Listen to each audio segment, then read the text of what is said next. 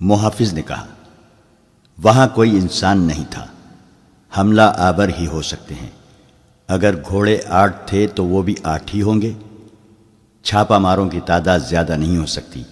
نائب سالار نے کہا، ہم انشاءاللہ انہیں پکڑ لیں گے۔ یہ یاد رکھو کہ وہ چھاپا مار ہیں، سلطان ایوبی نے کہا، اور لڑکیاں جاسوس ہیں۔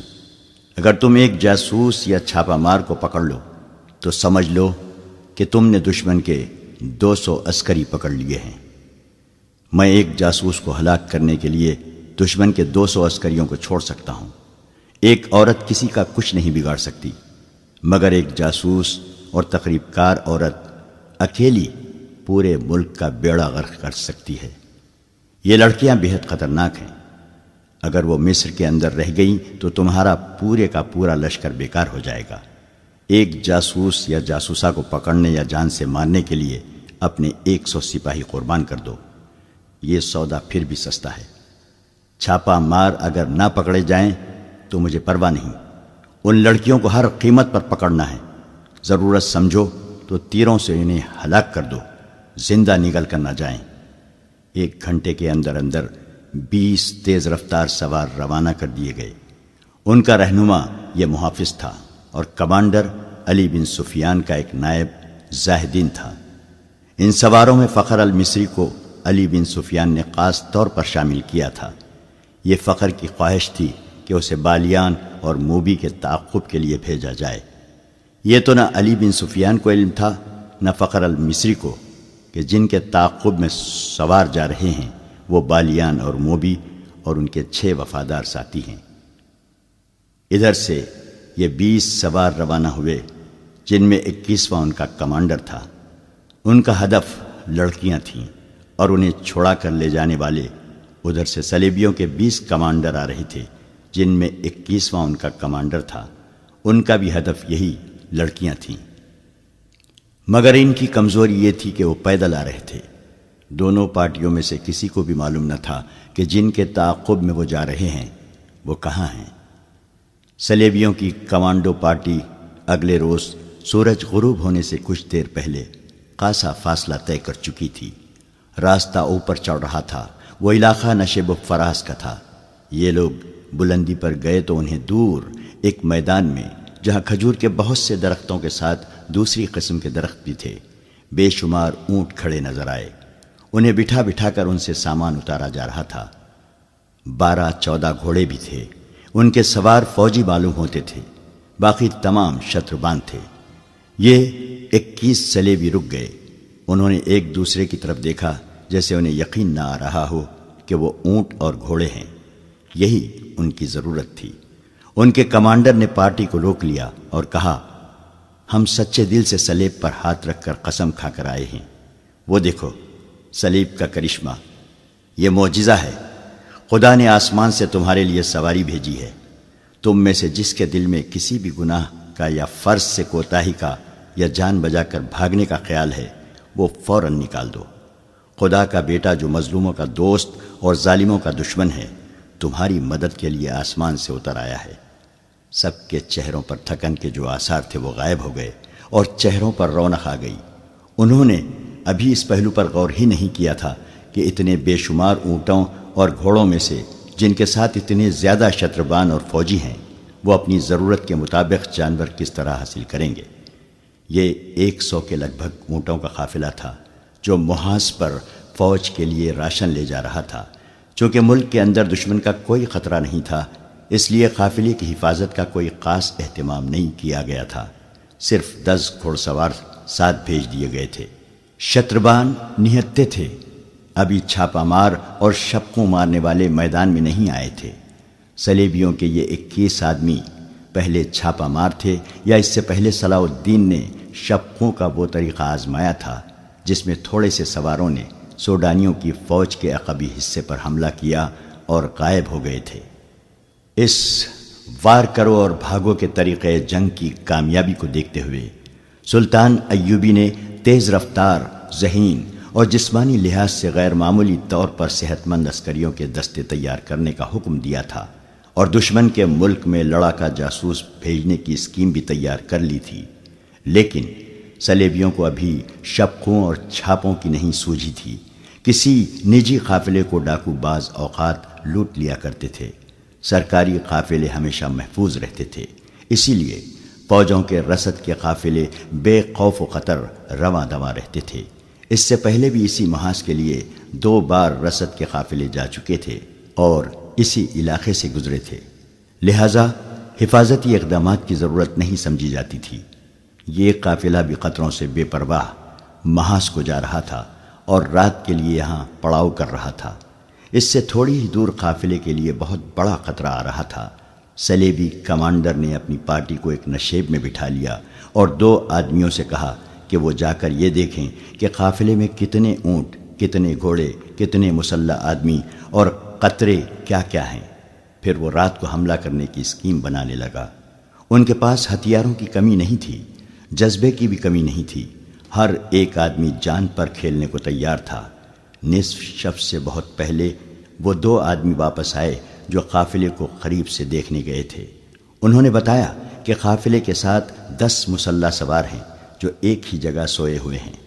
گھوڑے الگ بندھے ہیں، شتربان ٹولیوں میں بٹ کر سوئے ہوئے ہیں۔ سامان میں زیادہ تر بوریاں ہیں۔ شتربانوں کے پاس کوئی ہتھیار نہیں۔ یہ بڑی اچھی معلومات تھی، کام مشکل نہیں تھا۔ قافلے والے گہری نیند سوئے ہوئے تھے۔ 10 عسکریوں کی آنکھ بھی نہ کھلی کہ تلواروں اور خنجروں نے انہیں کاٹ کر رکھ دیا۔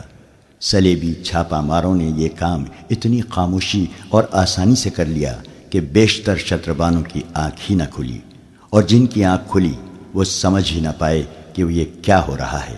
جس کے منہ سے آواز نکلی وہ اس کی زندگی کی آخری آواز ثابت ہوئی۔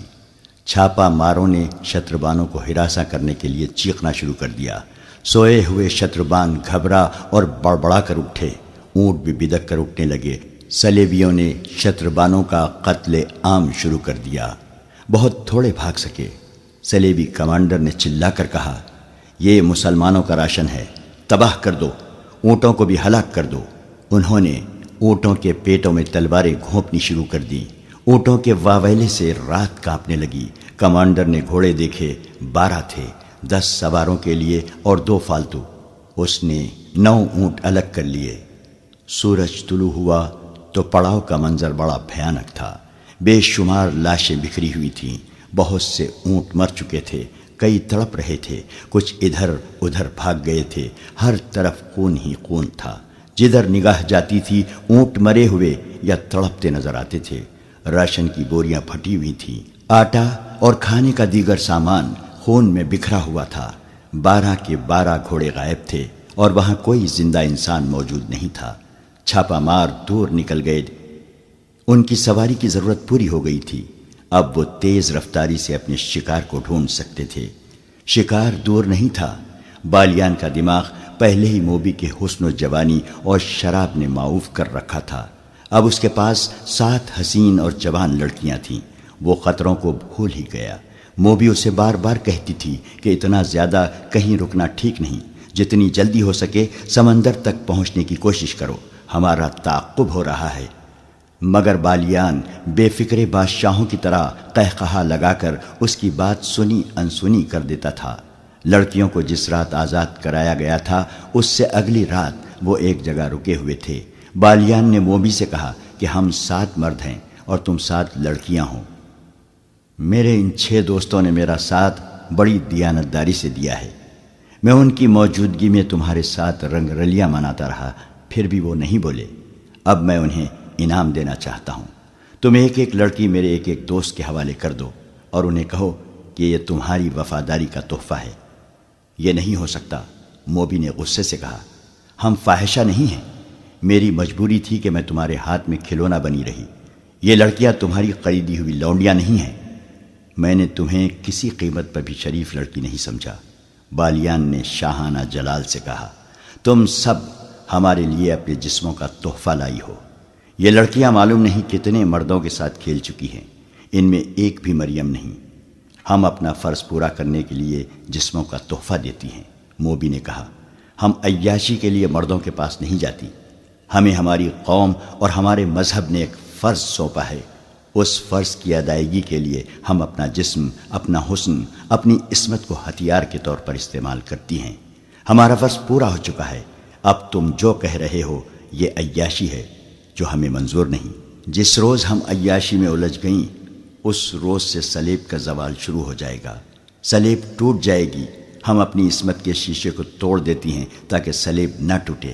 ہمیں ٹریننگ دی گئی ہے کہ ایک مسلمان سربراہ کو تباہ کرنے کے لیے 10 مسلمانوں کے ساتھ راتیں بسر کرنا جائز ہے اور کار ثواب ہے۔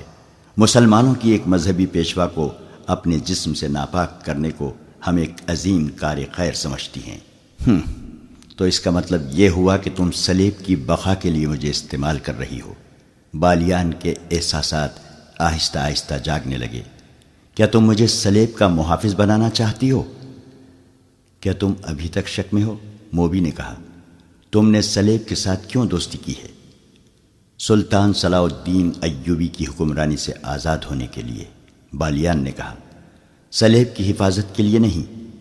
میں مسلمان ہوں لیکن اس سے پہلے میں سوڈانی ہوں۔ میں سب سے پہلے صلیبی ہوں۔ موبی نے کہا، عیسائی ہوں اور اس کے بعد اس ملک کی بیٹی ہوں جہاں میں پیدا ہوئی تھی۔ موبی نے اس کا ہاتھ اپنے ہاتھ میں لے کر کہا، اسلام کوئی مذہب نہیں، اسی لیے تم اپنے ملک کو اس پر ترجیح دے رہے ہو۔ یہ تمہاری نہیں، تمہارے مذہب کی کمزوری ہے۔ تم میرے ساتھ سمندر پار چلو تو میں تمہیں اپنا مذہب دکھاؤں گی، تم اپنے مذہب کو بھول جاؤ گے۔ میں اس مذہب پر لعنت بھیجوں گا جو اپنی بیٹیوں کو غیر مردوں کے ساتھ راتیں بسر کرنے اور شراب پینے پلانے کو ثواب کا کام سمجھتا ہے۔ بالیان اچانک بیدار ہو گیا۔ اس نے کہا، تم نے اپنی عصمت مجھ سے نہیں لٹائی بلکہ میری عصمت لوٹی ہے۔ میں نے تمہیں نہیں بلکہ تم نے مجھے کھلونا بنائے رکھا ہے۔ ایک مسلمان کا ایمان خریدنے کے لیے عصمت کوئی زیادہ قیمت نہیں۔ لڑکی نے کہا، میں نے تمہاری عصمت نہیں لوٹی، تمہارا ایمان خریدا ہے، مگر تمہیں راستے میں بھٹکتا ہوا چھوڑ کر نہیں جاؤں گی۔ تمہیں ایک عظیم روشنی کی طرف لے جا رہی ہوں جہاں تمہیں اپنا مستقبل اور اپنی عاقبت ہیروں کی طرح چمکتی نظر آئے گی۔ میں اس روشنی میں نہیں جاؤں گا۔ بالیان نے کہا، دیکھو بالیان، موبی نے کہا، مرد، جنگجو مرد وعدے اور سودے سے پھرا نہیں کرتے۔ تم میرا سودا قبول کر چکے ہو۔ میں نے تمہارا ایمان خرید کر شراب میں ڈبو دیا ہے اور تمہیں منہ مانگی قیمت دی ہے۔ اتنے دنوں سے تمہاری لونڈی اور بے نکاحی بیوی بنی ہوئی ہوں۔ اس سودے سے پھرو نہیں، ایک کمزور لڑکی کو دھوکہ نہ دو۔ تم نے مجھے وہ عظیم روشنی یہیں دکھا دی ہے جو تم مجھے سمندر پار لے جا کر دکھانا چاہتی ہو۔ بالیان نے کہا، مجھے اپنا مستقبل اور اپنی عاقبت ہیروں کی طرح چمکتی نظر آنے لگی ہے۔ موبی نے کچھ کہنے کی کوشش کی تو بالیان گرج کر کہا، خاموش رہو لڑکی۔ صلاح الدین ایوبی میرا دشمن ہو سکتا ہے لیکن میں اس رسول کا دشمن نہیں ہو سکتا جس کا صلاح الدین ایوبی نام لیوا ہے۔ میں اس رسول کے نام پر مصر اور سوڈان کو قربان کر سکتا ہوں۔ اس کے عظیم اور مقدس نام پر میں صلاح الدین ایوبی کے آگے ہتھیار ڈال سکتا ہوں۔ میں تم کو کئی بار کہہ چکی ہوں کہ شراب کم پیا کرو، موبی نے کہا۔ ایک شراب دوسرے رات بھر جاگنا اور میرے جسم کے ساتھ کھیلتے رہنا۔ دیکھو تمہارا دماغ بالکل بیکار ہو گیا ہے۔ تم یہ بھی بھول گئے کہ میں تمہاری بیوی ہوں۔ میں کسی فاحشہ صلیبی کا خاوند نہیں ہو سکتا۔ اس کی نظر شراب کی بوتل پر پڑی۔ اس نے بوتل اٹھا کر پرے پھینک دی اور اٹھ کھڑا ہوا۔ اس نے اپنے دوستوں کو بلا لیا۔ وہ دوڑتے آئے۔ اس نے کہا، یہ لڑکیاں اور یہ لڑکی بھی تمہاری قیدی ہیں، انہیں واپس قاہرہ لے چلو۔ قاہرہ؟ ایک نے حیران ہو کر کہا، آپ قاہرہ جانا چاہتے ہیں؟ ہاں، اس نے کہا، قاہرہ۔ حیران ہونے کی ضرورت نہیں، اس ریگزار میں کب تک بھٹکتے رہیں گے؟ کہاں جائیں گے؟ چلو گھوڑوں پر زینے کسو اور ہر لڑکی کو ایک ایک گھوڑے کی پیٹھ پر باندھ کر لے چلو۔ صحرا میں اونٹ کا سفر بے آواز پا ہوتا ہے۔ گھوڑوں کے ٹاپوؤں کی ہلکی ہلکی آوازیں سنائی دیتی ہیں، لیکن اونٹ کے پاؤں خدا نے ایسے بنائے ہیں کہ ہلکی سی آواز بھی پیدا نہیں ہوتی۔ بالیان جس وقت موبی کے ساتھ باتیں کر رہا تھا، اسے محسوس تک نہ ہوا کہ ایک اونٹ ایک چھوٹے سے ریتیلے ٹیلے کے اونٹ میں کھڑا ان دونوں کو اور 6 لڑکیوں کو اور 6 آدمیوں کو دیکھ رہا ہے۔ وہ صلیبی کمانڈو پارٹی کا ایک آدمی تھا۔ اس پارٹی کا کمانڈر عقل مند آدمی تھا۔ بالیان کے ڈیرے سے تقریباً نصف میل دور اس نے پڑاؤ کیا تھا۔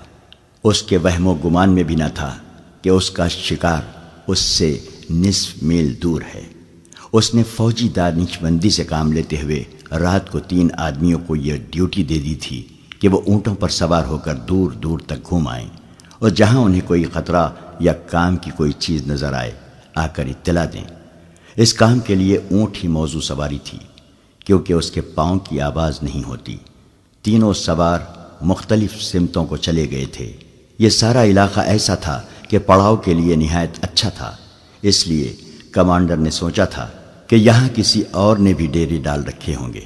ایک شتر سوار کو روشنی سی نظر آئی تو وہ اس طرف چل پڑا۔ یہ ایک چھوٹی سی مشل تھی جو بالیان کے عارضی کیمپ میں جل رہی تھی۔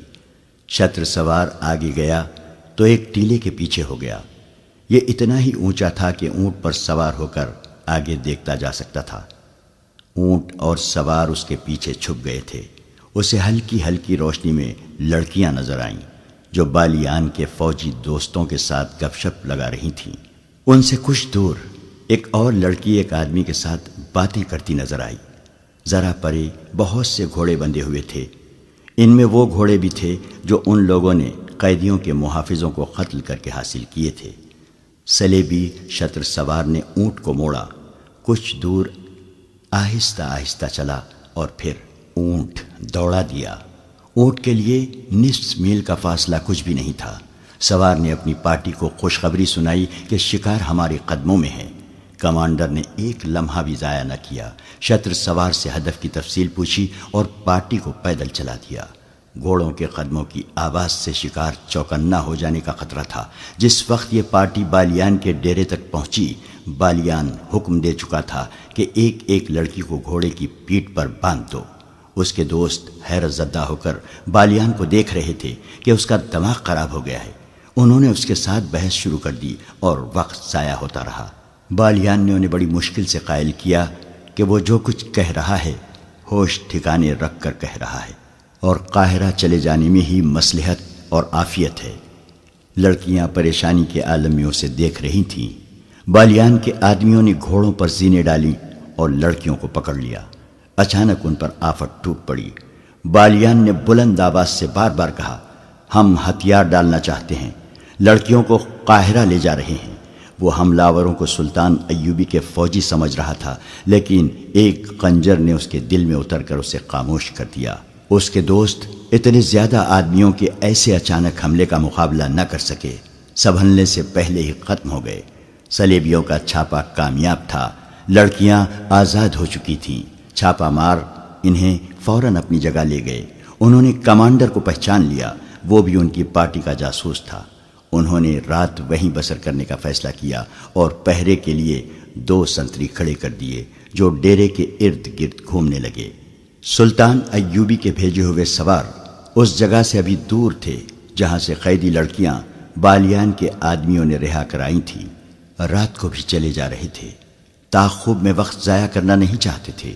راہنما ان کے ساتھ تھا، وہ راستہ اور جگہ بھولا نہیں تھا۔ وہ انہیں اس جگہ لے گیا جہاں ان پر حملہ ہوا تھا۔ ایک مشل جلا کر دیکھا گیا، وہاں رابن اور اس کے ساتھیوں کی لاشیں اور ان کے محافظوں کی لاشیں پڑی تھیں۔ یہ چیری پھاڑی اور کھائی ہوئی تھیں۔ اس وقت بھی صحرائی لومڑیاں اور گیدڑ انہیں کھا رہے تھے۔ سواروں کو دیکھ کر یہ درندے بھاگ گئے۔ دن کے وقت انہیں گدھ کھاتے رہے تھے۔ محافظ اپنے کمانڈر کو اس جگہ لے گیا جہاں سے اس نے گھوڑا کھولا تھا۔ وہاں سے مشل کی روشنی میں زمین دیکھی گئی۔ گھوڑوں کے قدموں کے نشان نظر آ رہے تھے اور سمت کی نشاندہی کر رہے تھے جدھر یہ گئے تھے، مگر رات کے وقت ان نشانیوں کو دیکھ دیکھ کر چلنا بہت مشکل تھا۔ وقت ضائع ہونے کا اور بھٹک جانے کا ڈر تھا۔ رات کو وہیں قیام کیا گیا۔ صلیبی پارٹی کے کیمپ میں سب جاگ رہے تھے۔ وہ بہت خوش تھے۔ کمانڈر نے فیصلہ کیا تھا کہ صحرا کی تاریکی میں بحر روم کی طرف روانہ ہو جائیں گے۔ اس وقت میگنانا ماریوس نے کہا کہ مقصد ابھی پورا نہیں ہوا، صلاح الدین ایوبی کو قتل کرنا باقی ہے۔ کمانڈر نے کہا کہ یہ اس صورت میں ممکن تھا کہ وہ لڑکیوں کے پیچھے قاہرہ چلے جاتے۔ اب وہ قاہرہ سے بہت دور ہیں، اس لیے قتل کی مہم ختم کی جاتی ہے۔ یہ میری مہم ہے جسے موت کے سوا کوئی ختم نہیں کر سکتا۔ میگنانا ماریوس نے کہا، میں نے صلاح الدین ایوبی کو قتل کرنے کا حلف اٹھایا تھا۔ مجھے ایک ساتھی اور ایک لڑکی کی ضرورت ہے۔ یہ فیصلہ مجھے کرنا ہے کہ ہمیں کیا کرنا ہے۔ کمانڈر نے کہا، سب پر فرض ہے کہ میرا حکم مانے، میں کسی کے حکم کا پابند نہیں۔ میگنانا ماریوس نے کہا، تم سب خدا کے حکم کے پابند ہو۔ کمانڈر نے اسے ڈانٹ دیا۔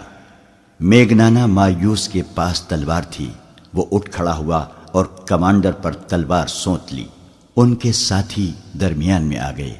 میگنانا ماریوس نے کہا، میں خدا کا دھتکارا ہوا انسان ہوں۔ میں گناہ اور بے انصافی کے درمیان بھٹک رہا ہوں۔ کیا تم جانتے ہو مجھے 30 سالوں کے لیے قید خانے میں کیوں رکھا گیا تھا؟ 5 سال گزرے، میری ایک بہن جس کی عمر 16 سال تھی اغوا کر لی گئی تھی۔ میں غریب آدمی ہوں، میرا باپ مر چکا ہے، ماں اندھی ہے، میرے چھوٹے چھوٹے بچے ہیں۔ محنت مشقت کر کے میں ان سب کا پیٹ پالتا تھا۔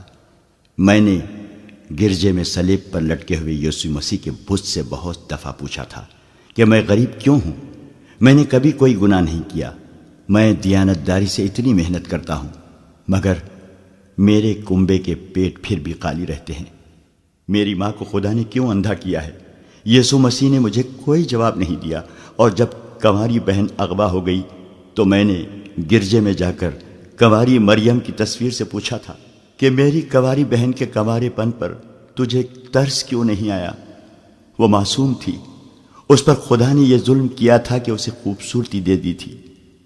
مجھے یسوع مسیح نے بھی کوئی جواب نہیں دیا، مجھے کنواری مریم نے بھی کوئی جواب نہیں دیا۔ ایک روز مجھے ایک بہت ہی امیر آدمی کے نوکر نے بتایا کہ تمہاری بہن اس امیر آدمی کے گھر میں ہے۔ وہ عیاش آدمی ہے، کنواریوں کو اغوا کراتا ہے، تھوڑے دن اس کے ساتھ کھیلتا ہے اور انہیں کہیں غائب کر دیتا ہے، لیکن وہ آدمی بادشاہ کے دربار میں بیٹھتا ہے، لوگ اس کی عزت کرتے ہیں۔ بادشاہ نے اسے رتبے کی تلوار دی ہے۔ گناہ گار ہوتے ہوئے خدا اس پر خوش ہے، دنیا کا قانون اس کے ہاتھ میں ہے۔ میں اس کے گھر گیا اور اپنی بہن واپس مانگی۔ اس نے مجھے دھکے دے کر اپنے محل سے نکال دیا۔ میں پھر گرجے گیا، یسوع مسیح کے بت اور کنواری مریم کی تصویر کے آگے رویا، خدا کو پکارا۔ مجھے کسی نے کوئی جواب نہیں دیا۔ میں گرجے میں اکیلا تھا۔ پادری آ گیا، اس نے مجھے ڈانٹ کر گرجے سے نکال دیا، کہنے لگا، یہاں سے تصویریں چوری ہو چکی ہیں، نکل جاؤ ورنہ پولیس کے حوالے کر دوں گا۔ میں نے حیران ہو کر اس سے پوچھا، کیا یہ خدا کا گھر نہیں ہے؟ اس نے جواب دیا، تم مجھ سے پوچھے بغیر خدا کے گھر میں کیسے آئے؟ اگر گناہوں کی معافی مانگنی ہے تو میرے پاس آؤ، اپنا گناہ بیان کرو، میں خدا سے کہوں گا کہ تمہیں بخش دے۔ تم خدا سے براہ راست کوئی بات نہیں کر سکتے، جاؤ نکلو یہاں سے۔ اور میرے دوستو، مجھے خدا کے گھر سے نکال دیا گیا۔ وہ ایسے لہجے میں بول رہا تھا کہ سب پر سناٹا طاری ہو گیا۔ لڑکیوں کے آنسو نکل آئے۔ صحرا کی رات کے سکوت میں اس کی باتوں کا تاثر سب پر طلسم بن کر طاری ہو گیا۔ وہ کہہ رہا تھا، میں پادری کو، یسوع مسیح کے بت کو، کنواری مریم کی تصویر کو اور اس خدا کو جو مجھے گرجے میں نظر نہیں آیا، شک کی نظروں سے دیکھتا نکل گیا۔ گھر گیا تو اندھی ماں نے پوچھا، میری بچی آئی ہے یا نہیں؟ میری بیوی نے پوچھا، میرے بچوں نے پوچھا۔ میں بھی بت اور تصویر کی طرح چپ رہا، مگر میرے اندر سے ایک طوفان اٹھا اور میں باہر نکل گیا۔ میں سارا دن گھومتا پھر رہا تھا۔ شام کے وقت میں نے ایک خنجر خریدا اور دریا کے کنارے ٹہلتا رہا۔ رات اندھیری ہو گئی اور بہت دیر بعد میں ایک طرف چل پڑا۔ مجھے اس محل کی بتیاں نظر آئیں جہاں میری بہن قید تھی۔ میں بہت تیز چل پڑا اور اس محل کے پچھواڑے چلا گیا۔ میں اتنا چالاک اور ہوشیار آدمی نہیں تھا، لیکن مجھ میں چالاکی آ گئی۔ میں پچھلے دروازے سے اندر چلا گیا۔ محل کے کسی کمرے میں شور شرابہ تھا، شاید لوگ شراب پی رہے تھے۔ میں ایک کمرے میں داخل ہوا تو ایک نوکر نے مجھے روکا۔ میں نے خنجر اس کے سینے پر رکھ دیا اور اپنی بہن کا نام بتا کر پوچھا، کہ وہ کہاں ہے؟ نوکر مجھے اندر کی سیڑھیوں سے اوپر لے گیا اور ایک کمرے میں داخل کر کے کہا کہ یہاں ہے۔ میں اندر گیا تو میرے پیچھے دروازہ بند ہو گیا۔ کمرہ خالی تھا۔ دروازہ کھلا اور بہت سے لوگ اندر آ گئے۔ ان کے پاس تلواریں اور ڈنڈے تھے۔ میں نے کمرے کی چیزیں اٹھا کر ان پر پھینکنی شروع کر دی۔ بہت توڑ پھوڑ کی۔ انہوں نے مجھے پکڑ لیا، مجھے مارا پیٹا اور میں بے ہوش ہو گیا۔ ہوش میں آیا تو میں ہتھکڑیوں اور بیڑیوں میں جکڑا ہوا تھا۔ میرے خلاف الزام یہ تھے کہ میں نے ڈاکہ ڈالا، بادشاہ کے درباری کا گھر برباد کیا اور 3 آدمیوں کو قتل کی نیت سے زخمی کیا۔ میری فریاد کسی نے نہ سنی اور مجھے 30 سال سزائے قید دے کر قید خانے کے جہنم میں پھینک دیا۔ ابھی 5 سال پورے ہوئے ہیں۔ میں انسان نہیں رہا۔ تم قید خانے کی سختیاں نہیں جانتے۔ دن کے وقت مویشیوں جیسا کام لیتے ہیں اور رات کو کتوں کی طرح زنجیر ڈال کر کوٹریوں میں بند کر دیتے ہیں۔ مجھے کچھ معلوم نہیں تھا کہ میری اندھی ماں زندہ ہے یا مر چکی۔ بیوی بچوں کا بھی پتہ نہ تھا۔ مجھے خطرناک ڈاکو سمجھ کر کسی سے ملنے نہیں دیا جاتا تھا۔ میں ہر وقت سوچتا رہتا تھا کہ خدا سچا ہے یا میں سچا ہوں۔ سنا تھا کہ خدا بے گناہوں کو سزا نہیں دیتا، مگر مجھے خدا نے کس گناہ کی سزا دی تھی؟ میرے بچوں کو کس گناہ کی سزا دی تھی؟ میں 5 سال اسی الجھن میں مبتلا رہا۔ کچھ دن گزرے، فوج کے 2 افسر قید خانے میں آئے۔ وہ اس کام کے لیے جس پر ہم آئے ہوئے ہیں آدمی تلاش کر رہے تھے۔ میں اپنے آپ کو پیش نہیں کرنا چاہتا تھا کیونکہ یہ بادشاہوں کے لڑائی جھگڑے تھے۔ مجھے کسی بادشاہ کے ساتھ دلچسپی نہیں تھی، لیکن میں نے جب سنا کہ چند ایک عیسائی لڑکیوں کو مسلمانوں کی قید سے آزاد کرانا ہے تو میرے دل میں اپنی بہن کا خیال آ گیا۔ ہمیں بتایا گیا تھا کہ مسلمان قابل نفرت قوم ہیں۔ میں نے یہ ارادہ کیا کہ میں عیسائی لڑکیوں کو مسلمانوں کی قید سے آزاد کراؤں گا تو خدا اگر سچا ہے تو میری بہن کو اس ظالم عیسائی کے پنجے سے چھڑا دے گا۔ پھر فوجی افسروں نے کہا کہ ایک مسلمان بادشاہ کو قتل کرنا ہے تو میں نے اسے جزا کا کام سمجھا اور اپنے آپ کو پیش کر دیا، مگر شرط یہ رکھی کہ مجھے اتنی رقم دی جائے جو میں اپنے کنبے کو دے سکوں۔ انہوں نے رقم دینے کا وعدہ کیا اور یہ بھی کہا کہ اگر تم سمندر پار مارے گئے تو تمہارے کنبے کو اتنی زیادہ رقم دی جائے گی کہ ساری عمر کے لیے وہ کسی کے محتاج نہیں رہیں گے۔ اس نے اپنے ساتھیوں کی طرف اشارہ کر کے کہا، یہ 2 میرے ساتھ قید خانے میں تھے۔ انہوں نے بھی اپنے آپ کو پیش کر دیا۔ ہم سے سینکڑوں باتیں پوچھی گئیں۔ ہم تینوں نے انہیں یقین دلایا کہ ہم اپنی قوم اور اپنے مذہب کو دھوکہ نہیں دیں گے۔ میں نے دراصل اپنے کنبے کے لیے اپنی جان فروخت کر دی ہے۔ قید خانے سے نکالنے سے پہلے ایک پادری نے ہمیں بتایا کہ مسلمانوں کا قتل تمام گناہ بخشوا دیتا ہے اور عیسائی لڑکیوں کو مسلمانوں کی قید سے آزاد کراؤ گے تو سیدھے جنت میں جاؤ گے۔ میں نے پادری سے پوچھا کہ خدا کہاں ہے؟ اس نے جو جواب دیا اس سے میری تسلی نہ ہوئی۔ میں نے صلیب پر ہاتھ رکھ کر حلف اٹھایا۔ ہمیں باہر نکالا گیا۔ مجھے میرے گھر لے گئے۔ میرے گھر والوں کو انہوں نے بہت سی رقم دی۔ میں مطمئن ہو گیا۔ اب میرے دوستو، مجھے اپنا حلف پورا کرنا ہے۔ میں دیکھنا چاہتا ہوں کہ میرا خدا کہاں ہے۔ کیا ایک مسلمان بادشاہ کو قتل کر کے خدا نظر آ جائے گا؟ تم پاگل ہو، کمانڈر نے کہا۔ تم نے جتنی باتیں کی ہیں ان میں مجھے عقل کی ذرا سی بھی بو نہیں آتی۔ اس نے بڑی اچھی بات کی ہے، اس کے ایک ساتھی نے کہا۔ میں اس کا ساتھ دوں گا۔ مجھے ایک لڑکی کی ضرورت ہے۔ میگنانا ماریوس نے لڑکیوں کی طرف دیکھ کر کہا، میں لڑکی کی جان اور عزت کا ذمہ دار ہوں۔ لڑکی کے بغیر میں صلاح الدین ایوبی تک نہیں پہنچ سکوں گا۔ میں جب سے آیا ہوں سوچ رہا ہوں کہ صلاح الدین ایوبی کے ساتھ تنہائی میں کس طرح مل سکتا ہوں۔ موبی اٹھ کر اس کے ساتھ جا کھڑی ہوئی اور بولی، میں اس کے ساتھ جاؤں گی۔ ہم تمہیں بڑی مشکل سے آزاد کرا کے لائے ہیں موبی، کمانڈر نے کہا۔ میں تمہیں ایسے خطرناک مہم پر جانے کی اجازت نہیں دے سکتا۔ مجھے اپنی عصمت کا انتقام لینا ہے، موبی نے کہا۔ میں صلاح الدین ایوبی کی خوابگاہ میں آسانی سے داخل ہو سکتی ہوں۔ مجھے معلوم ہے کہ مسلمان کا رتبہ جتنا اونچا ہوتا ہے وہ خوبصورت لڑکیوں کا اتنا ہی زیادہ شیدائی ہو جاتا ہے۔ صلاح الدین ایوبی کو محسوس تک نہ ہوگا کہ وہ اپنی زندگی میں آخری لڑکی دیکھ رہا ہے۔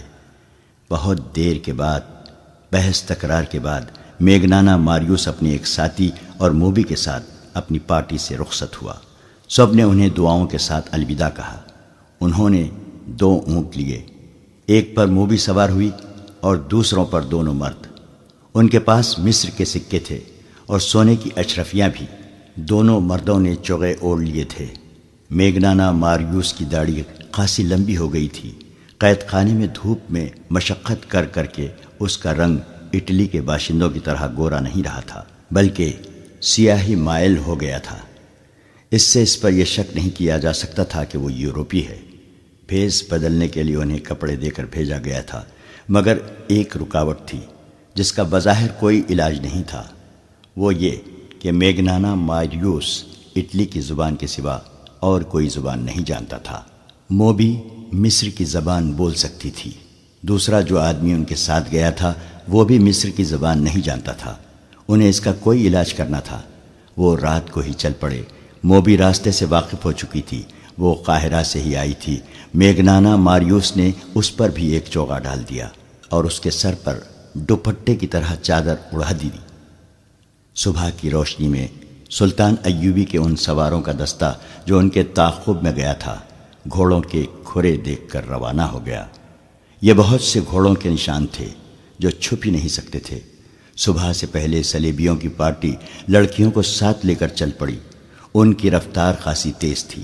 ان کے تعاقب میں جانے والوں کا سفر رک گیا کیونکہ رات کے وقت وہ زمین کو نہیں دیکھ سکتے تھے، مگر صلیبیوں نے سفر جاری رکھا۔ وہ آدھی رات کے وقت پڑاؤ کرنا چاہتے تھے۔ وہ بہت جلدی میں تھے۔ صبح کے دھندلکے میں صلیبی جو آدھی رات کے وقت رکے تھے چل پڑے۔ ان کے تعاقب میں جانے والوں کی پارٹی صبح کی روشنی میں روانہ ہوئی۔ میگنانا ماریوس نے عقل مندی کی تھی کہ وہ اونٹوں پر گیا تھا۔ اونٹ بھوک اور پیاس کی پرواہ نہیں کرتا، رکے بغیر گھوڑے کی نسبت بہت زیادہ سفر کر لیتا ہے۔ اس سے میگنانا ماریوس کا سفر تیزی سے طے ہو رہا تھا۔ سورج غروب ہونے میں ابھی بہت دیر تھی جب انہیں لاشیں نظر آئیں۔ علی بن سفیان کے نائب نے بالیان کی لاش پہچان لی۔ اس کا چہرہ سلامت تھا۔ اس کے قریب اس کے 6 دوستوں کی لاشیں پڑی تھیں۔ گدھوں اور درندوں نے زیادہ تر گوشت کھا لیا تھا۔ سوار حیران تھے کہ یہ کیا معاملہ ہے۔ خون بتاتا تھا کہ انہیں مرے ہوئے زیادہ دن نہیں گزرے۔ اگر یہ بغاوت کی رات مرے ہوتے تو خون کا نشان نہ ہوتا اور ان کی صرف ہڈیاں رہ جاتی۔ یہ ایک معمہ تھا جسے کوئی نہ سمجھ سکا۔ وہاں سے پھر گھوڑوں کے نشان چلے۔ سواروں نے گھوڑے دوڑا دیے۔ نصف میل تک گئے تو اونٹوں کے پاؤں کے نشان بھی نظر آئے۔ وہ بڑھتے ہی چلے گئے۔ سورج غروب ہوا تو بھی نہیں رکے کیونکہ اب مٹی کے اونچے نیچے ٹیلوں کا علاقہ شروع ہو گیا تھا جس میں ایک راستہ بل کھاتا ہوا گزرتا تھا۔ اس کے علاوہ وہاں سے گزرنے کا اور کوئی راستہ نہیں تھا۔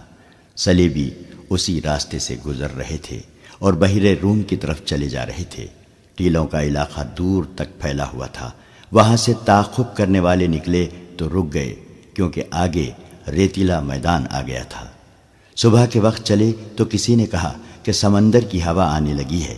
سمندر دور نہیں تھا مگر صلیبی ابھی تک نظر نہیں آئے تھے۔ راستے میں ایک جگہ کھانے کے بچے کچے ٹکڑوں سے پتہ چلا کہ رات یہاں کچھ لوگ رکے تھے۔ گھوڑے بھی یہاں باندھے گئے تھے۔ پھر یہ گھوڑے وہاں سے چلے۔ زمین کو دیکھ کر تعاقب کرنے والوں نے گھوڑوں کو ایڑیں لگا دی۔ سورج اپنا سفر طے کرتا گیا اور آگے نکل گیا۔ گھوڑوں کو ایک جگہ آرام دیا گیا، پانی پلایا اور یہ دستہ روانہ ہو گیا۔ سمندر کی ہوائیں تیز ہو گئی تھیں اور ان میں سمندر کی بو صاف محسوس ہوتی تھی۔ پھر ساحل کی چٹانی نظر آنے لگی۔ زمین بتا رہی تھی کہ گھوڑے آگے آگے جا رہے ہیں اور یہ بے شمار گھوڑے ہیں۔ ساحل کی چٹانیں گھوڑوں کی رفتار سے قریب آ رہی تھیں۔ تعاقب کرنے والوں کو ایک چٹان پر 2 آدمی نظر آئے۔ وہ اس طرف دیکھ رہے تھے۔ وہ تیزی سے سمندر کی طرف اتر گئے۔ گھوڑے اور تیز ہو گئے۔ چٹانوں کے قریب گئے تو انہیں گھوڑے روکنے پڑے کیونکہ کئی جگہوں سے چٹانوں کے پیچھے جایا جا سکتا تھا۔ ایک آدمی کو چٹان پر چڑھ کر آگے دیکھنے کو بھیجا گیا۔ وہ آدمی گھوڑے سے اتر کر دوڑتا گیا اور ایک چٹان پر چڑھنے لگا۔ اوپر جا کر اس نے لیٹ کر دوسری طرف دیکھا اور پیچھے ہٹایا۔ وہیں سے اس نے سواروں کو اشارہ کیا کہ پیدل آؤ۔ سوار گھوڑوں سے اترے اور دوڑتے ہوئے چٹان تک گئے۔ سب سے پہلے علی بن سفیان کا نائب اوپر گیا۔ اس نے آگے دیکھا اور دوڑ کر نیچے اترا۔ اس نے اپنے دستے کو بکھیر دیا اور انہیں مختلف جگہوں پر جانے کو کہا۔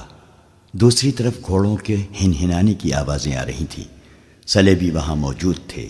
یہ وہ جگہ تھی جہاں سمندر چٹانوں کو کاٹ کر اندر آ جاتا تھا۔ اس پارٹی نے اپنی کشتی وہاں باندھ دی تھی۔ وہ گھوڑوں سے اتر کر کشتی میں سوار ہو رہے تھے۔ کشتی بہت بڑی تھی۔ لڑکیاں کشتی میں سوار ہو چکی تھیں۔ گھوڑے چھوڑ دیے گئے تھے۔ اچانک ان پر تیر برسنے لگے۔ تمام کو ہلاک نہیں کرنا تھا، انہیں زندہ پکڑنا تھا۔ بہت سے کشتی میں کود گئے اور کشتی کے چپو مارنے لگے۔ پیچھے جو رہ گئے وہ تیروں کا نشانہ بن گئے تھے۔ کشتی میں جانے والوں کو للکارا گیا مگر وہ نہ رکے۔ وہاں سمندر گہرا تھا۔ کشتی آہستہ آہستہ جا رہی تھی۔ ادھر سے اشاروں پر تیر اندازوں نے کشتی پر تیر برسا دیے۔ چپوؤں کی حرکت بند ہو گئی۔ تیروں کی دوسری باڑ گئی، پھر تیسری اور چوتھی باڑ لاشوں میں پیوست ہو گئی۔ ان میں اب کوئی بھی زندہ نہ تھا۔ کشتی وہیں ڈولنے لگی۔ سمندر کی موجیں ساحل کی طرف آتی اور چٹانوں سے ٹکرا کر واپس چلی جاتی تھیں۔ ذرا سی دیر میں کشتی ساحل پر واپس آ گئی۔ سواروں نے نیچے جا کر کشتی پکڑ لی۔ وہاں صرف لاشیں تھیں۔ لڑکیاں بھی مر چکی تھیں۔ بعض کو 2 تیر لگے تھے۔ کشتی کو باندھ دیا گیا اور سواروں کا دستہ محاذ کی طرف روانہ ہو گیا۔ کیمپ دور نہیں تھا۔ میگنانا ماریوس قاہرہ کی ایک سرائے میں قیام پذیر تھا۔ اس سرائے کا ایک حصہ عام اور کمتر مسافروں کے لیے تھا اور دوسرا حصہ عمرہ اور اونچی حیثیت کے مسافروں کے لیے۔ اس حصے میں دولت مند تاجر بھی قیام کیا کرتے تھے۔ ان کے لیے شراب اور ناچنے گانے والیوں کا بھی انتظام کیا جاتا تھا۔ میگنانا ماریوس اسی خاص حصے میں ٹھہرا۔ موبی کو اس نے اپنی بیوی بتایا اور اپنے ساتھی کو معتمد ملازم۔ موبی کی خوبصورتی اور جوانی نے سرائے والوں پر میگنانا ماریوس کا رعب طاری کر دیا۔ ایسی حسین اور جوان بیوی کسی بڑے دولت مند ہی کی ہو سکتی تھی۔ سرائے والوں نے اس کی طرف خصوصی توجہ دی۔ موبی نے اپنے آپ کو مسلمان ظاہر کر کے صلاح الدین ایوبی کے گھر اور دفتر کے متعلق معلومات حاصل کر لی۔ اس نے یہ بھی معلوم کر لیا کہ سلطان ایوبی نے سوڈانیوں کو معافی دے دی ہے اور سوڈانی فوج توڑ دی ہے۔ اسے یہ بھی پتہ چل گیا کہ سوڈانی سالاروں اور کمانداروں وغیرہ کے حرم خالی کر دیے گئے ہیں اور یہ بھی کہ انہیں زرعی زمینیں دی جا رہی ہیں۔ یہ میگنانا ماریوس کی غیر معمولی دلیری تھی یا غیر معمولی حماقت کہ وہ اس ملک کی زبان تک نہیں جانتا تھا، پھر بھی اتنے خطرناک مشن پر آ گیا تھا۔ اسے اس قسم کے قتل کی اور اتنے بڑے رتبے کے انسان تک رسائی حاصل کرنے کی کوئی ٹریننگ نہیں دی گئی تھی۔ وہ ذہنی لحاظ سے انتشار اور قلفشار کا مریض تھا۔ پھر بھی وہ صلاح الدین ایوبی کو قتل کرنے آیا، جس کے ارد گرد محافظوں کا پورا دستہ موجود رہتا تھا۔ اس کے دستے کے کمانڈر نے اس سے کہا تھا کہ تم پاگل ہو، تم نے جتنی باتیں کی ہیں ان میں مجھے ذرا سی بھی عقل کی بو نہیں آئی۔ بظاہر میگنانا ماریوس پاگل ہی تھا۔ یہ ایک تاریخی حقیقت ہے کہ بڑے آدمیوں کو قتل کرنے والے عموماً پاگل ہوتے ہیں۔ اگر پاگل نہیں تو ان کے ذہنی توازن میں کچھ نہ کچھ گڑبڑ ضرور ہوتی ہے۔ یہی کیفیت اٹلی کے اس سزا یافتہ آدمی کی تھی۔ اس کے پاس ایک ہتھیار ایسا تھا جو ڈھال کا کام بھی دے سکتا تھا۔ یہ تھی موبی۔ موبی مصر کی صرف زبان ہی نہیں جانتی تھی، بلکہ اسے اور اس کی مری ہوئی 6 ساتھی لڑکیوں کو مصری اور عربی، مسلمانوں کے رہن سہن، تہذیب و تمدن اور دیگر معاشرتی اونچ نیچ کے متعلق لمبے عرصے کے لیے ٹریننگ دی گئی تھی۔ وہ مسلمان مردوں کی نفسیات سے بھی واقف تھی، اداکاری کی ماہر تھی، اور سب سے بڑی خوبی یہ کہ وہ مردوں کو انگلیوں پر نچانا اور بوقت ضرورت اپنا پورا جسم ننگا کر کے کسی مرد کو پیش کرنا بھی جانتی تھی۔ یہ تو کوئی بھی نہیں بتا سکتا کہ بند کمرے میں میگنانا ماریوس، موبی اور ان کے ساتھی نے کیا باتیں کیں اور کیا منصوبہ بنایا۔ البتہ ایسا ثبوت پرانی تحریروں میں ملتا ہے کہ 3-4 روز سرائے میں قیام کے بعد میگنانا ماریوس باہر نکلا تو اس کی داڑھی دھلی دھلائی تھی۔ اس کے چہرے کا رنگ سوڈانیوں کی طرح گہرا بادامی تھا، جو مصنوعی ہو سکتا تھا لیکن مصنوعی لگتا نہیں تھا۔ اس نے معمولی قسم کا چوغا اور سر پر معمولی قسم کا رومال اور امامہ باندھ رکھا تھا۔ موبی سر سے پاؤں تک سیاہ برقع نما لبادے میں تھی اور اس کے چہرے پر باریک نقاب اس طرح پڑا تھا کہ ہونٹ اور تھوڑی ڈھکی ہوئی تھی۔ پیشانی تک چہرہ ننگا تھا، پیشانی پر اس کے بھورے ریشمی بال پڑے ہوئے تھے اور اس کا حسن ایسا نکھرا ہوا تھا کہ راہ جاتے لوگ رک کر دیکھتے تھے۔ ان کا ساتھی معمولی سے لباس میں تھا جس سے پتہ چلتا تھا کہ نوکر ہے۔ سرائے کے باہر دو نہایت اعلیٰ نسل کے گھوڑے کھڑے تھے۔ یہ سرائے والوں نے میگنانا ماریوس کے لیے اجرت پر منگوائے تھے، کیونکہ اس نے کہا تھا کہ وہ اپنی بیوی کے ساتھ سیر کے لیے جانا چاہتا ہے۔ میگنانا ماریوس اور موبی گھوڑوں پر سوار ہو گئے اور جب گھوڑے چلے تو ان کا ساتھی نوکروں کی طرح پیچھے پیچھے چل پڑا۔ صلاح الدین ایوبی اپنے نائبین کو سامنے بٹھائے سوڈانیوں کے متعلق احکامات دے رہا تھا۔ وہ یہ کام بہت جلدی ختم کرنا چاہتا تھا، کیونکہ اس نے فیصلہ کر لیا تھا کہ سلطان زنگی کی بھیجی ہوئی فوج مصر کی نئی فوج اور وفادار سوڈانیوں کو ساتھ ملا کر ایک فوج بنائے گا اور فوری طور پر یروشلم پر چڑھائی کرے گا۔ بحر روم کی شکست کے بعد جبکہ سلطان زنگی نے فرینکوں کو بھی شکست دے دی تھی، ایک لمبے عرصے تک صلیبیوں کے سنبھلنے کا کوئی امکان نہیں تھا۔ ان کے سنبھلنے سے پہلے ہی سلطان ایوبی ان سے یروشلم چھین لینے کا منصوبہ بنا چکا تھا۔ اس سے پہلے وہ سوڈانیوں کو زمینوں پر آباد کر دینا چاہتا تھا تاکہ کھیتی باڑی میں الجھ جائیں اور ان کی بغاوت کا امکان نہ رہے۔ نئی فوج کی تنظیم نو اور ہزارہا سوڈانیوں کو زمینوں پر آباد کرنے کا کام آسان نہیں تھا۔ ان دونوں کاموں میں خطرہ یہ تھا کہ سلطان ایوبی کی فوج اور اپنی انتظامیہ میں ایسے اعلیٰ افسر موجود تھے جو اسے مصر کی امارت کے سربراہ کی حیثیت سے نہیں دیکھ سکتے تھے۔ سوڈانیوں کی فوج کو توڑ کر بھی سلطان ایوبی نے اپنے خلاف خطرہ پیدا کر لیا تھا۔ اس فوج کے چند ایک اعلیٰ حکام زندہ تھے، انہوں نے سلطان کی اطاعت قبول کر لی تھی، مگر علی بن سفیان کی انٹیلیجنس بتا رہی تھی کہ بغاوت کی راکھ میں ابھی بھی چنگاریاں موجود ہیں۔ انٹیلیجنس کی رپورٹ یہ بھی تھی کہ ان باغی سربراہوں کو اپنی شکست کا اتنا افسوس نہیں جتنا صلیبیوں کی شکست کا غم ہے، کیونکہ وہ بغاوت دب جانے کے بعد بھی صلیبیوں سے مدد لینا چاہتے تھے، اور مصر کی انتظامیہ اور فوج کے 2-3 اعلیٰ حکام کو سوڈانیوں کی شکست کا افسوس تھا، کیونکہ وہ آس لگائے بیٹھے تھے کہ سلطان صلاح الدین ایوبی مارا جائے گا یا بھاگ جائے گا۔ یہ ایمان فروشوں کا ٹولہ تھا، لیکن سلطان ایوبی کا ایمان مضبوط تھا۔ اس نے مخالفین سے واقف ہوتے ہوئے بھی ان کے خلاف کوئی کارروائی نہ کی، ان کے ساتھ نرمی سے اور خلوص سے پیش آتا رہا۔ کسی محفل میں اس نے ان کے خلاف کوئی بات نہ کی، اور جب کبھی اس نے ماتحتوں سے اور فوج سے خطاب کیا تو ایسے الفاظ کبھی نہ کہے کہ میں اپنے مخالفین کو مزہ چکھا دوں گا۔ کبھی دھمکی آمیز یا طنزیہ الفاظ استعمال نہیں کیے، البتہ ایسے الفاظ اکثر اس کے منہ سے نکلتے تھے۔ اگر کسی ساتھی کو ایمان بیچتا دیکھو تو اسے روکو، اسے یاد دلاؤ کہ وہ مسلمان ہے، اس کے ساتھ مسلمانوں جیسا سلوک کرو تاکہ وہ دشمن کے اثر سے آزاد ہو جائے۔ لیکن در پردہ وہ مخالفین کی سرگرمیوں سے باخبر رہتا تھا۔ علی بن سفیان کا محکمہ بہت ہی زیادہ مصروف ہو گیا تھا۔ سلطان ایوبی کو زیر زمین سیاست کی اطلاعیں باقاعدگی سے دی جا رہی تھیں۔ اب اس کے محکمے کی ذمہ داری اور زیادہ بڑھ گئی تھی۔ محافظوں اور شتربانوں کے قتل کی اطلاع بھی قاہرہ آ چکی تھی۔ اس سے پہلے جاسوسوں کا گروہ جس میں لڑکیاں بھی تھیں، محافظوں سے نامعلوم افراد نے آزاد کرا لیا تھا۔ ان 2 واقعات نے یہ ثابت کر دیا تھا کہ ملک میں صلیبی جاسوس اور چھاپہ مار موجود ہیں، اور یہ بھی ظاہر ہوتا تھا کہ انہیں یہاں کے باشندوں کی پشت پناہی اور پناہ حاصل ہے۔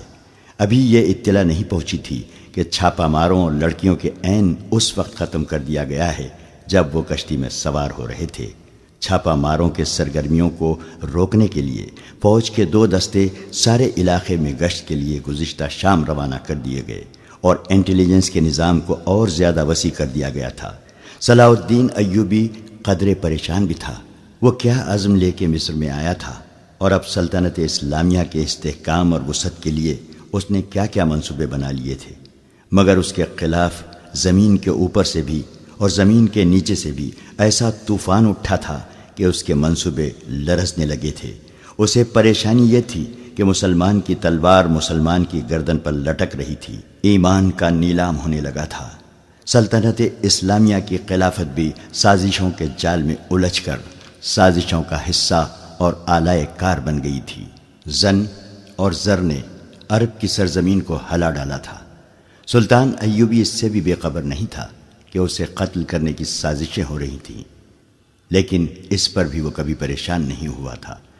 کہا کرتا تھا کہ میری جان اللہ کے ہاتھ میں ہے، اس کی ذات باری کو جب زمین پر میرا وجود بیکار لگے گا تو مجھے اٹھا لے گا۔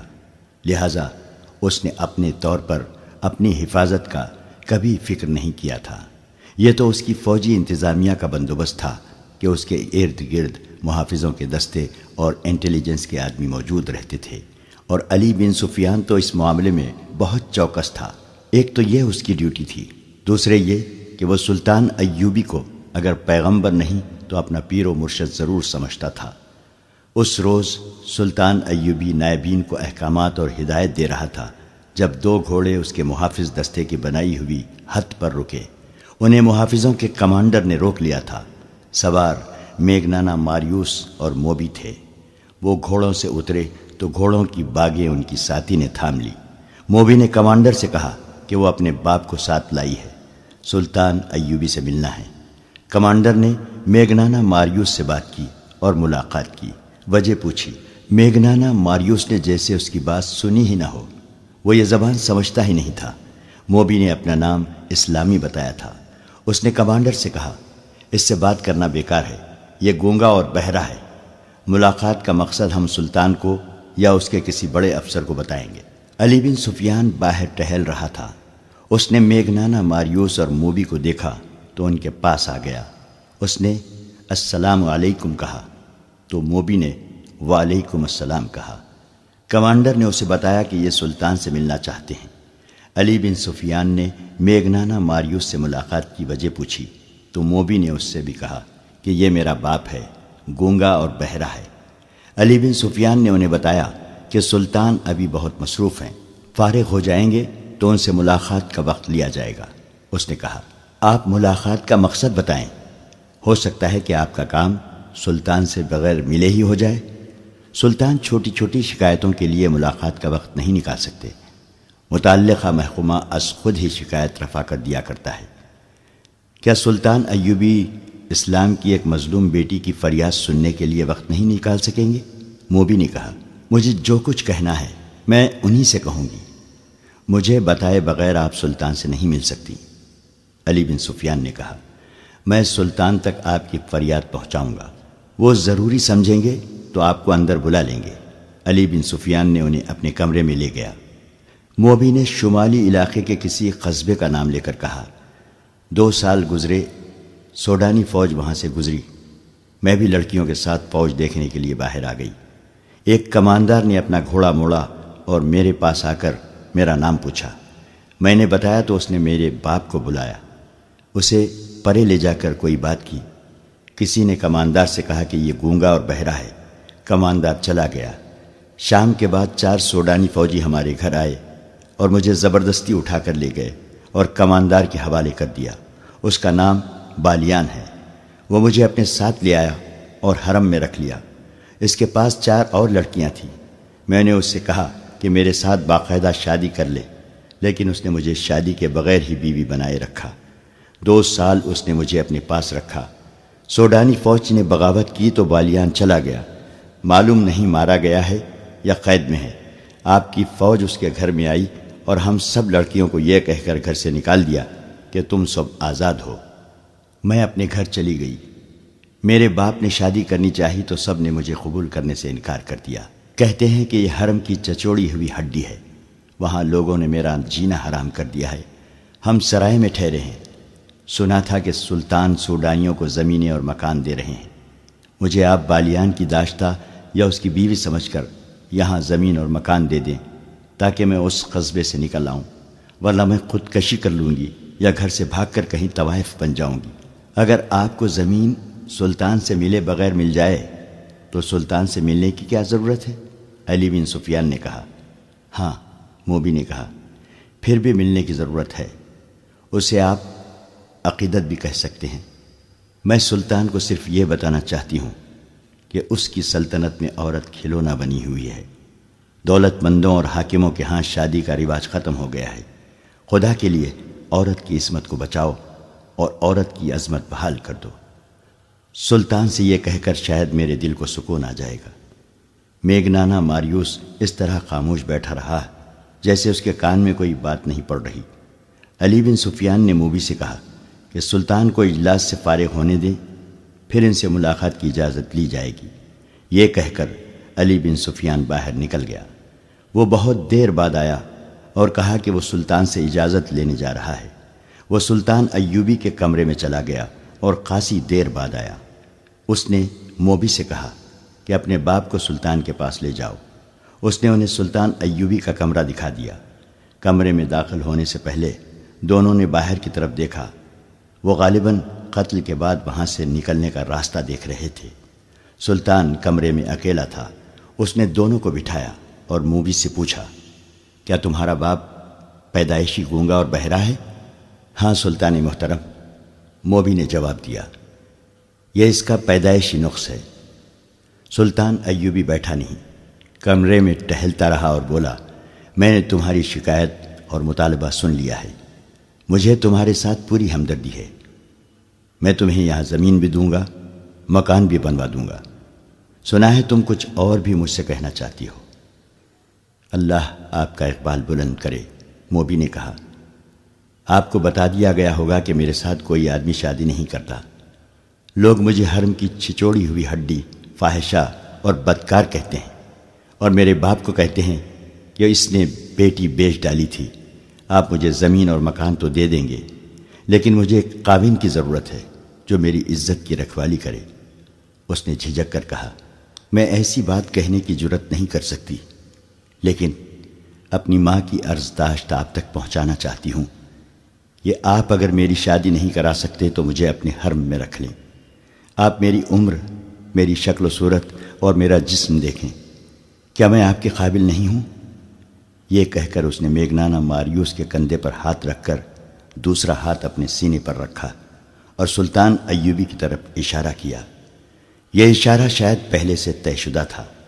میگنانا ماریوس نے دونوں ہاتھ جوڑ کر سلطان ایوبی کی طرف کیے اور پھر موبی کے ہاتھ پکڑ کر سلطان ایوبی کی طرف بڑھائے، جیسے وہ یہ کہہ رہا تھا کہ میری بیٹی کو قبول کر لو، میرا کوئی حرم نہیں لڑکی۔ سلطان ایوبی نے کہا، میں ملک سے حرم، قہبہ خانے اور شراب ختم کر رہا ہوں۔ بات کرتے کرتے اس نے اپنی جیب سے ایک سکہ نکالا اور ہاتھ میں اچھالنے لگا۔ اس نے کہا، میں عورت کی عزت کا محافظ بننا چاہتا ہوں۔ یہ کہتے کہتے وہ دونوں کی پیٹھ پیچھے چلا گیا اور سکہ ہاتھ سے گرا دیا۔ ٹن کی آواز آئی تو میگنانا ماریوس نے چونک کر پیچھے دیکھا اور پھر فوراً ہی سامنے دیکھنے لگا۔ صلاح الدین ایوبی نے تیزی سے اپنے کمربند سے 1 فٹ لمبا خنجر نکال کر اس کی نوک میگنانا ماریوس کی گردن پر رکھ دی اور موبی سے کہا، یہ شخص میری زبان نہیں سمجھتا، اسے کہو کہ اپنے ہاتھ سے اپنا ہتھیار پھینک دے۔ اس نے ذرا سی بھی پس و پیش کی تو یہاں سے تم دونوں کی لاشیں اٹھائی جائیں گی۔ موبی کی آنکھیں حیرت اور خوف سے کھل گئیں۔ اس نے اداکاری کا کمال دکھانے کی کوشش کی اور کہا، میرے باپ کو ڈرا دھمکا کر آپ مجھ پر کیوں قبضہ کرنا چاہتے ہیں؟ میں تو خود ہی اپنے آپ کو پیش کر رہی ہوں۔ تم جب محاذ پر میرے سامنے آئی تھیں تو تم میری زبان نہیں بولتی تھیں، سلطان ایوبی نے کہا، اور خنجر کی نوک میگنانا ماریوس کی گردن پر رکھے رکھی۔ اس نے کہا، کیا تم اتنی جلدی یہاں کی زبان بولنے لگی ہو؟ اسے کہو ہتھیار فوراً باہر نکال دے۔ موبی نے اپنی زبان میں میگنانا ماریوس سے کچھ کہا تو اس نے چوغے کے اندر ہاتھ ڈال کر خنجر باہر نکالا، جو اتنا ہی لمبا تھا جتنا سلطان ایوبی کا تھا۔ سلطان نے اس کے ہاتھ سے خنجر لے لیا اور اپنا خنجر اس کی گردن سے ہٹا کر کہا، باقی 6 لڑکیاں کہاں ہیں؟ آپ نے مجھے پہچاننے میں غلطی کی ہے، موبی نے کانپتی ہوئی آواز میں کہا، میرے ساتھ اور کوئی لڑکی نہیں ہے۔ آپ کون سی 6 لڑکیوں کی بات کر رہے ہیں؟ مجھے خدا نے آنکھیں دی ہیں، سلطان ایوبی نے کہا، اور خدا نے مجھے ذہن بھی دیا ہے جس میں وہ چہرے نقش ہو جاتے ہیں جنہیں ایک بار آنکھ دیکھ لیتی ہے۔ تمہارا چہرہ جو آدھا نقاب میں ہے میں نے پہلے بھی دیکھا ہے۔ تمہیں اور تمہارے اس ساتھی کو خدا نے اتنا ناقص ذہن دیا ہے کہ جس کام کے لیے تم آئے تھے تم اس قابل نہیں۔ سرائے میں تم دونوں خاوند اور بیوی تھے اور یہاں آ کر تم باپ اور بیٹی بن گئے، مگر تم ہو کچھ بھی نہیں، اور تمہارا ایک ساتھی باہر گھوڑوں کے پاس کھڑا ہے، وہ تمہارا نوکر نہیں، اسے گرفتار کر لیا گیا ہے۔ یہ کمال علی بن سفیان کا تھا۔ اسے موبی نے بتایا تھا کہ وہ سرائے میں ٹھہرے ہوئے ہیں۔ وہ ان دونوں کو اپنے کمرے میں بٹھا کر باہر نکل گیا اور گھوڑے پر سوار ہو کر سرائے میں چلا گیا تھا۔ سرائے والوں سے اس نے ان کے حلیے بتا کر پوچھا تو اسے بتایا گیا تھا کہ وہ میاں بیوی ہیں اور ان کے ساتھ ان کا نوکر ہے۔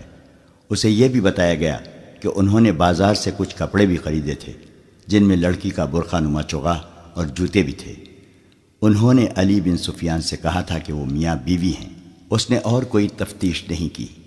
ان کے کمرے کا تالا توڑ کر ان کے سامان کی تلاشی لی۔ اس سے چند ایسی اشیاء برآمد ہوئیں جنہوں نے شک کو یقین میں بدل دیا۔